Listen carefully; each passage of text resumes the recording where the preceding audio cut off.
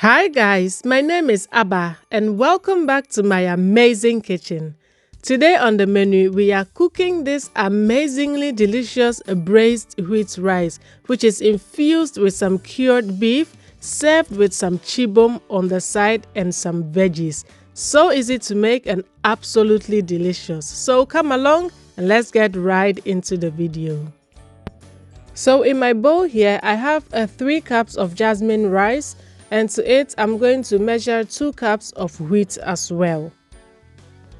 You can definitely make your braised rice with just your rice only, but wheat has a higher nutritional value, and that's why combining the two gives you more nutrients.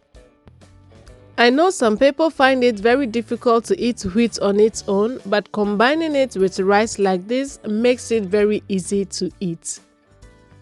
So to cook my braised rice, I'm going to heat up some oil, and I'm intentionally using a non-stick pot because it will give me a very perfect crust, which you may also know as kanzo.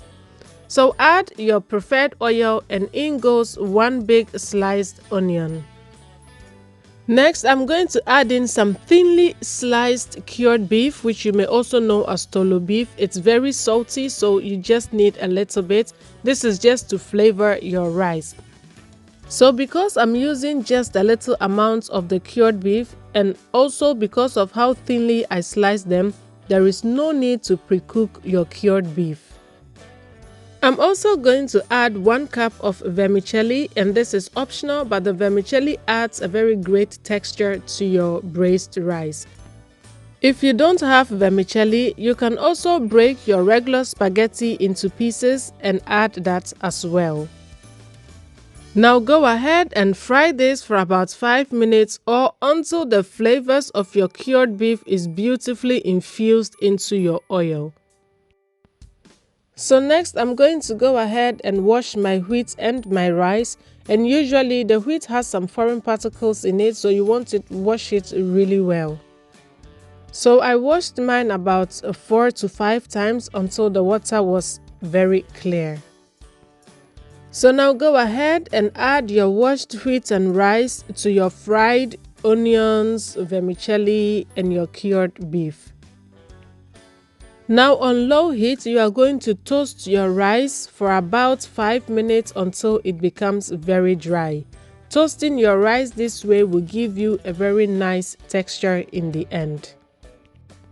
So next you want to go ahead and season your wheat and rice with some garlic powder, some onion powder, some freshly cracked black pepper, or any other seasoning you would want to add to your wheat rice.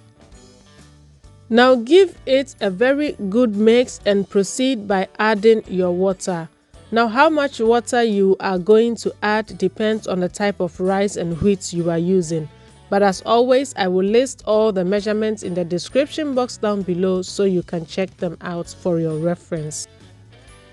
So now add some salt to taste, and remember that the cured beef is also salty, so you might want to use slightly less salt than you normally would.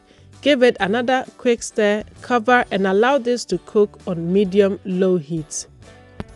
So after 15 minutes, I come back to check on my wheat and rice, and it is cooking beautifully, but we are not there yet.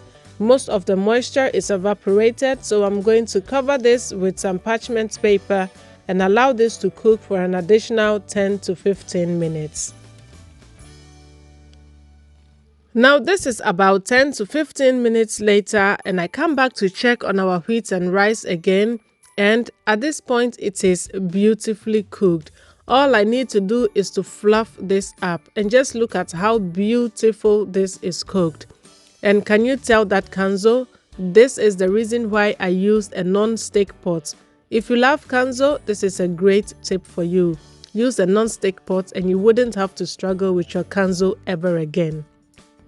So at this point, you can go ahead and serve your wheat and rice as is, but I'm going to balance it out with some veggies and some chibom. So I have here 3 beaten eggs, and I've added some sliced onion and diced bell peppers. I'm going to fry this chibom and then serve it with my rice. Well, for me, this is that meal that doesn't need any fork and knife. So today I am going my Asanka way. so that all the family can gather around and everybody can put their hands into the asanka and eat together. There is something about eating in asanka. It brings togetherness and unity. And as you can see, I have added some avocado, tomatoes, and some cucumbers just to balance out the dish.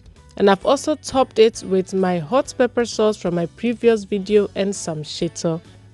So all we are going to do right now is to go in with our hands and enjoy. Intono de mensaku. You are all invited.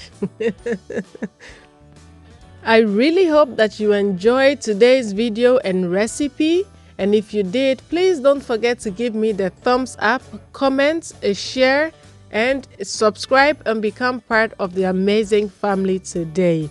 Let me know in the description box down below what you think of this recipe, and I will be very, very grateful to you.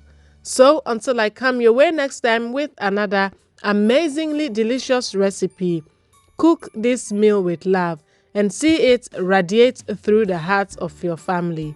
Thank you so much for watching, guys, and see you in my next video. Bye!